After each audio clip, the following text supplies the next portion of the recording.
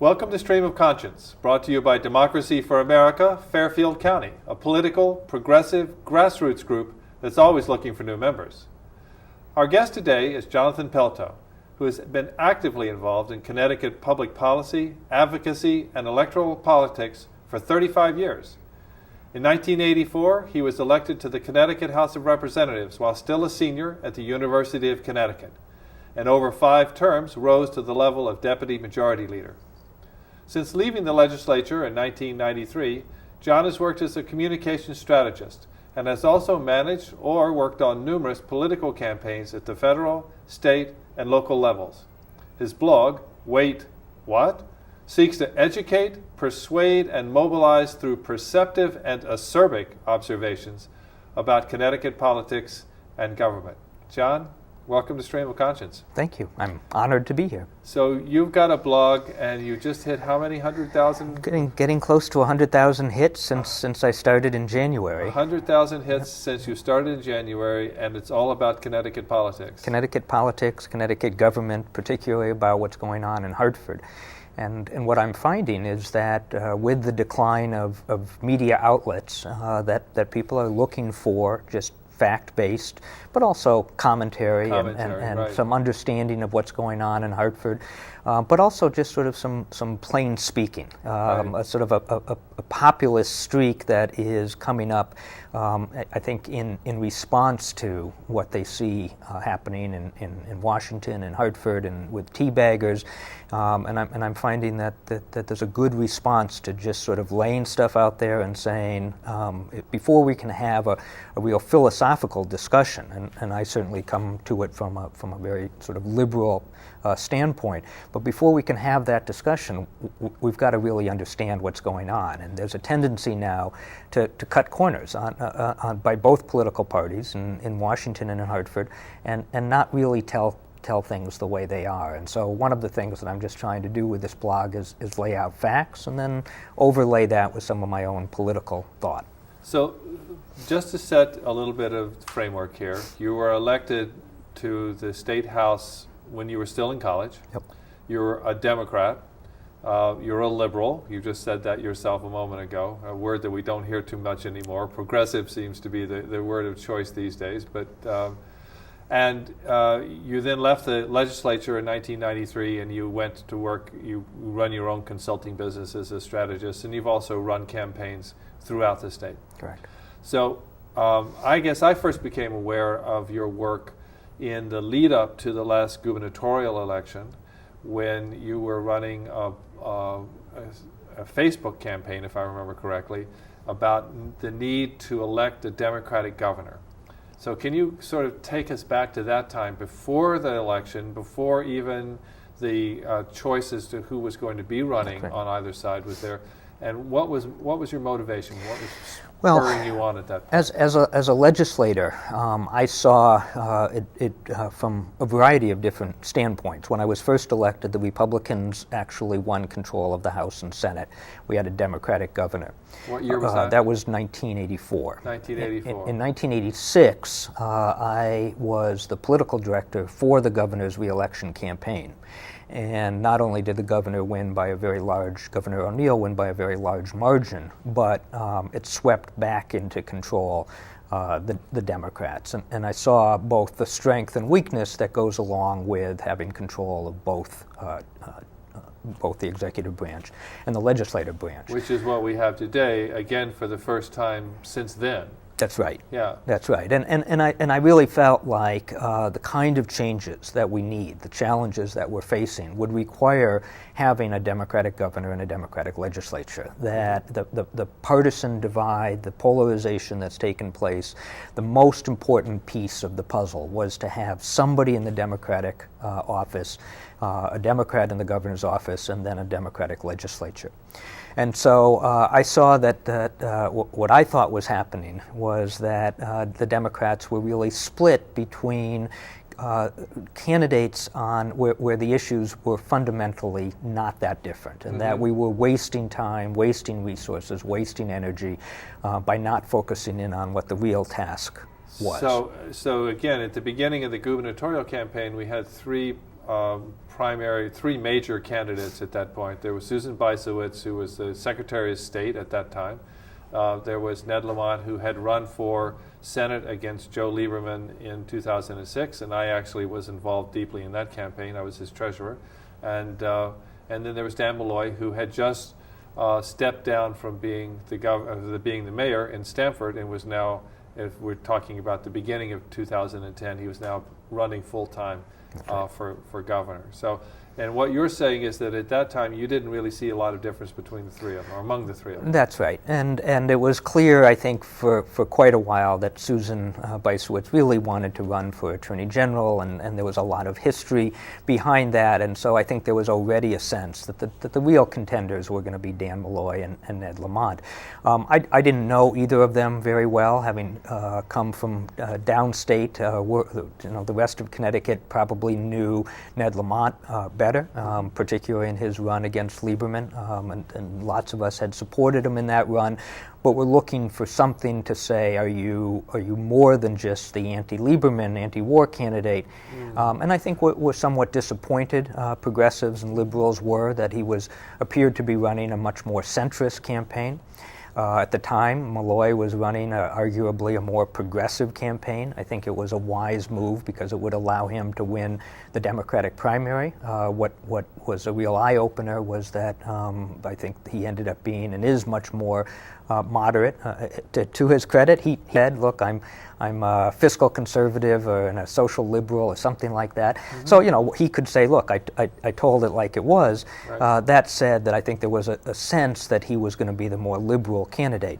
But regardless, looking at what the Republicans had to offer and looking at the challenges that we had, there was a real sense that we needed to recapture control of the governor's office. And so Malloy squeaked in. I think 6,500 votes or so is a majority, and with a couple of million cast, it was excruciatingly close election, given where the state was, and the fact that no one had ever heard of Tom Foley before. And Malloy took office looking at a $3.6 billion or so, $3.3 billion deficit left over from the Rell administration. Malloy comes in. He's the Democratic candidate. He's got a Democratic legislature. There's a lot of momentum there. And he offered what?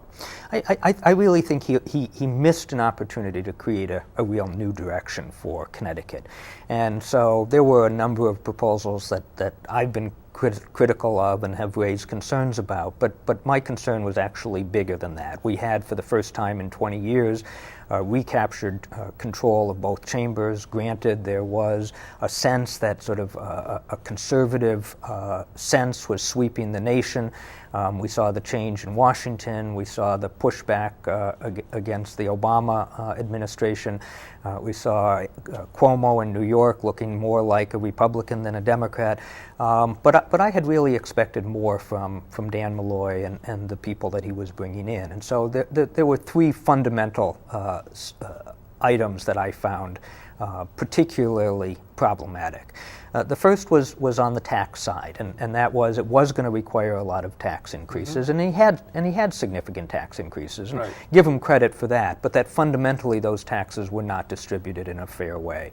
That his articulating this concern that the wealthiest in Connecticut would move away somehow if we asked them to pay their fair share. I think what he had said was that the wealthiest had already seen a large tax increase from the previous legislature, and so therefore we were sort of close to the maximum, and that his tax package was very marginally increased their taxes, but didn't hit them in any significant way. Right, and I think that's exactly the part where I feel like before we can have a philosophical debate, we have to have an agreement of the facts, mm-hmm. and that the person that controls the distribution of the facts oftentimes can control the direction of the dialogue, can contaminate the debate.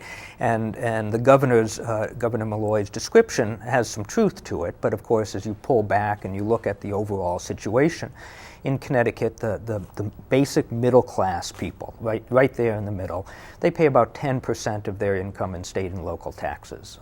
The wealthiest pay about 5%, and those at the lower ends pay about 11%. We have a perfectly regressive tax system in Connecticut.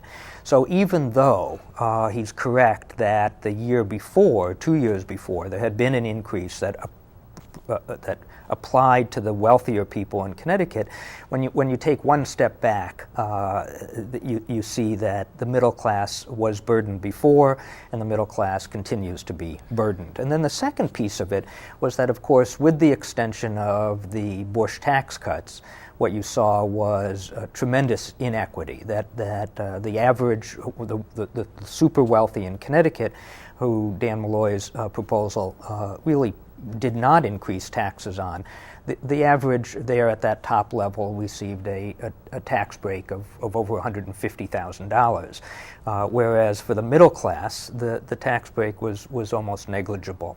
And that his initial proposal was particularly problematic. Thankfully, he got enough pressure that they made changes, but even with those changes, a Democratic governor and a Democratic legislature passed a huge tax increase that fundamentally made no change whatsoever in the greater distribution of who pays taxes, and that I felt like that was really the is it really fair to say, well, the Bush tax cuts, which are at the federal level, were such a huge benefit to the wealthy?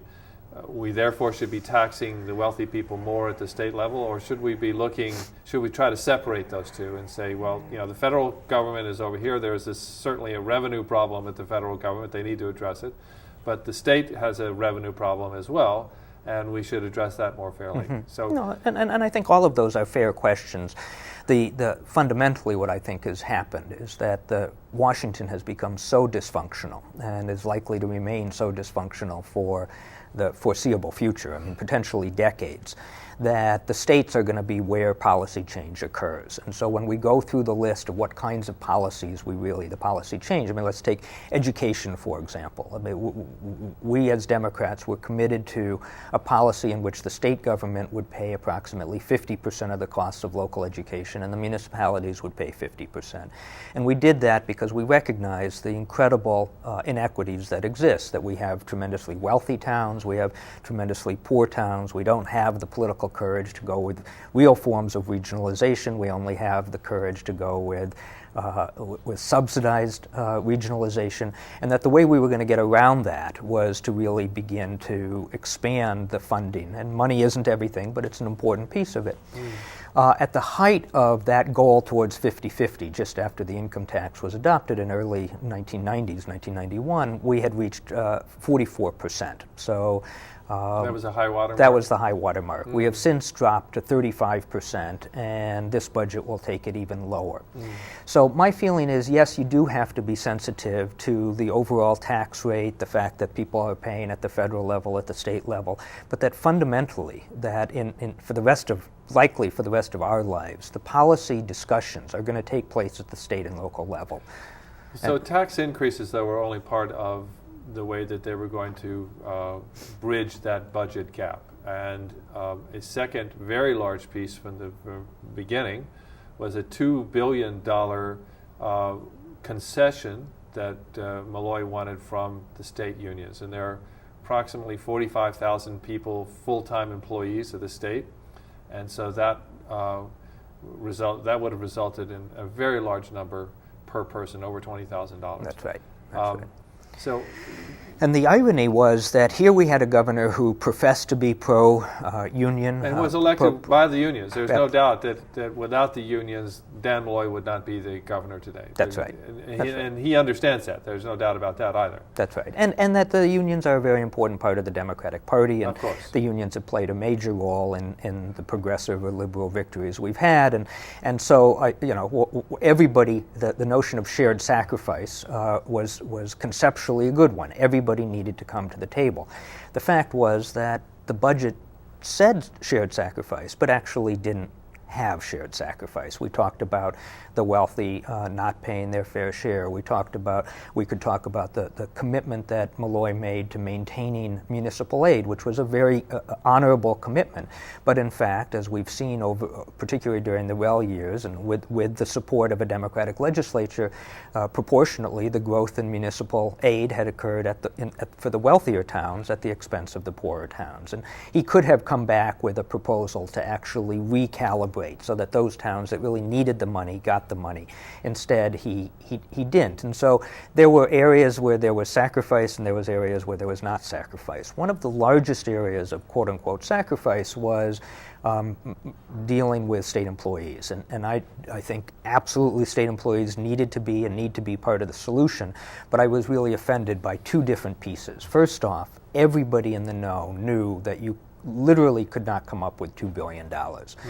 You really couldn't come up with $1 billion if you were going to be honest, but you couldn't come up over the 2 years with $2 billion. You're right, it was $1 billion a year. $1 billion was what a year. Was asking for. The second was the way it was introduced, and that he said in his budget from opening day, from the day that he delivered his budget and maintained, and I certainly have never seen anybody as good as he is on staying on message. The message was that if I don't get this $2 billion, which I think most people would have agreed is unachievable.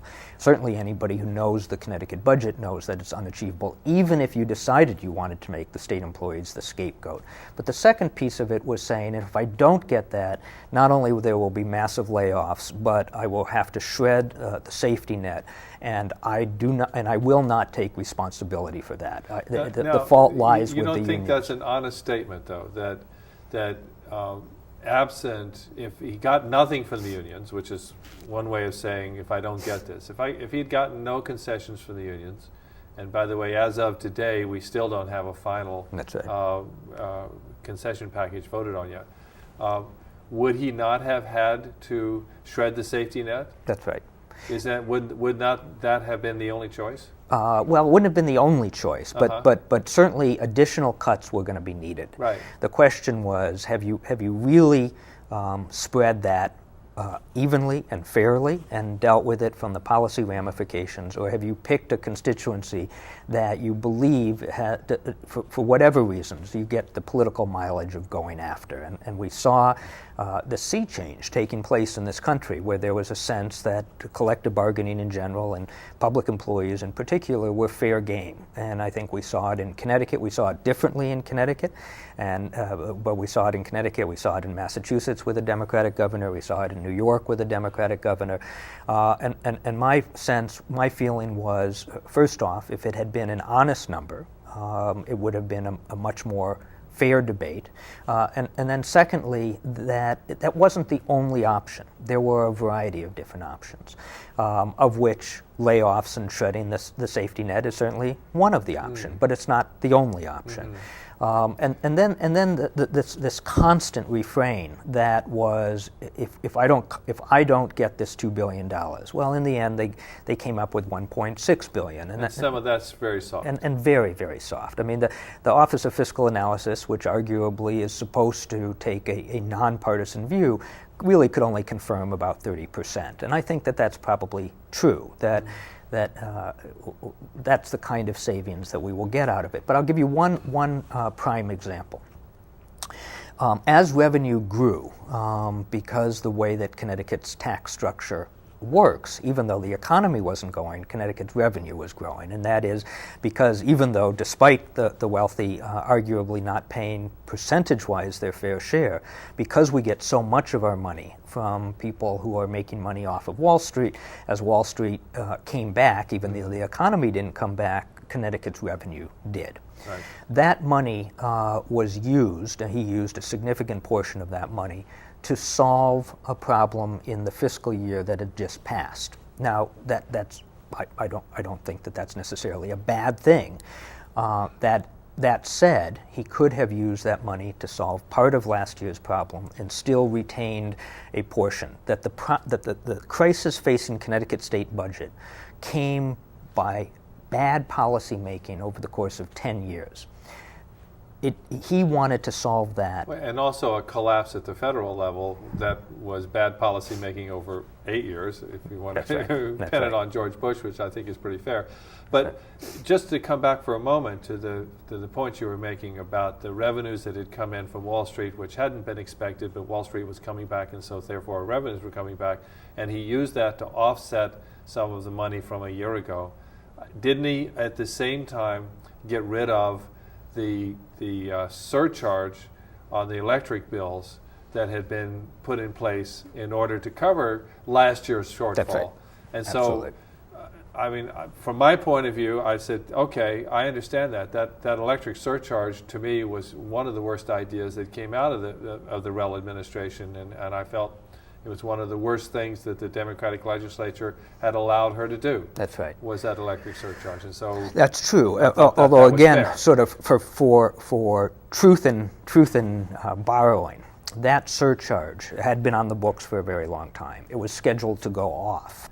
So we had taxes that he increased, and you feel that he didn't increase them in a way that was fair. That's right. We had concessions that were demanded of the unions, and with a fairly heavy hand. Is this, you don't give this to me, even as a Democrat, I'm going to shred the safety net. That's right. Was there any other part of this that well, and then the places that initially he identified for those cuts, because there were cuts. Yes. They were not as significant as some would have liked, but they by Connecticut standards were significant, and they were disproportionately aimed at higher education, because the argument that is a discretionary, that there's somebody else who can pay the bill. And again, taken as an individual action, the way he described that made sense, but as you step back and you look at what's happened over the last 10 or 20 years, it didn't make as much sense as the governor had told people. Again, a good example. When the income tax was adopted, Connecticut picked up about 50% of the cost of public higher education. That has now dropped to 30%. Right. So as tuition at the University of Connecticut, since the income tax was adopted in order to stabilize Connecticut, in order to set us up for the 21st century. Since then, there has been a continuous either cutting of the income tax, except at points of crisis where we've jacked it up, or under the Rowland years, for example, we had those absurd rebates because every time there was a little bit of money, instead of investing that money or instead of really setting it aside for a rainy day, what happened was the politicians wanted to give it away. So while the income tax was sold as Connecticut's solution, in fact, as we look at area after area, we talked about primary and secondary education, we're sliding exactly in the wrong direction. In higher education, tuition at the University of Connecticut has gone up 285%. But now it's in the range of $15,000. It's still cheaper than it is to go to lots of other schools. Out of state, it's closer to $30,000. But at CSU, it's gone up 350%. The community colleges have gone up. And I'm not saying that should not have happened. But what Governor Malloy did was he proposed the deepest cuts in history to our public colleges and universities. And my concern was this. When you look at the demographics of Connecticut, right now we have about 4.5 workers for every retiree. By 2030, and not that far down the road, that will have dropped to 2.5. So the same problem that's happening at the federal level is happening at the state level. Right. Secondly, of the remaining workforce, almost half will come from our priority school districts. That is the school districts that are arguably where the achievement gap is the greatest, where we're having the greatest problems. That Connecticut, as we know it, which is fundamentally our one natural resource, is our educated workforce. What we've always argued is, yes, electric costs and energy costs are higher, and we need to do something. Transportation costs are higher. Taxes, we say, are higher. They're actually not. Labor costs are higher, slightly higher. But what we have is a very educated workforce. When you look at literally the next 20 years, what you're seeing is a huge decline in the education level, the number of workers we have, and potentially the education level. And so the two places, from an economic development standpoint, that you wouldn't want to cut would be primary and secondary education and higher education. And yet those were the areas that took the hit. So state employees and education, and I felt that finally, with a Democratic governor, a chance to really start investments and put aside the rhetoric that somehow taxes are in this country or in this state are too high. Now, yes, politically, people want to see lower taxes, and politically they believe that taxes are too high. But fundamentally, that's not true. I mean, taxes at the federal level are the lowest in my lifetime. I just turned 50 this year. The tax rate has never been lower. In Connecticut, as I said, the tax rate on the middle class is very heavy, but the tax rate on the upper classes are not. And I had really hoped that with a Democratic governor and a Democratic legislature, and instead what we saw was sort of more of the same. And so the level of disappointment, and secondly, and you talk about the legislature not standing up and being counted, I was particularly both surprised and disappointed that even if Governor Malloy started to take the state in a direction that I thought was inappropriate, at least the Democrats in the legislature would stand up and really try to make some changes to his proposals. And they have done less to stand up to Malloy than they had to either Roland or Rel. So, where should we be going? What should Malloy be doing here? It looks like he's going to get the concessions out of the unions. What next? Okay, so it's time now. He has, quote unquote, stabilized the state. I mean, the fact is we continue to have huge problems, even with these concessions, because of the way that Connecticut has functioned over the last 20 years. We have unprecedented unfunded liabilities, both with bonding, with pension, with health benefits. We've got the problem facing our schools. We have the problem facing higher education.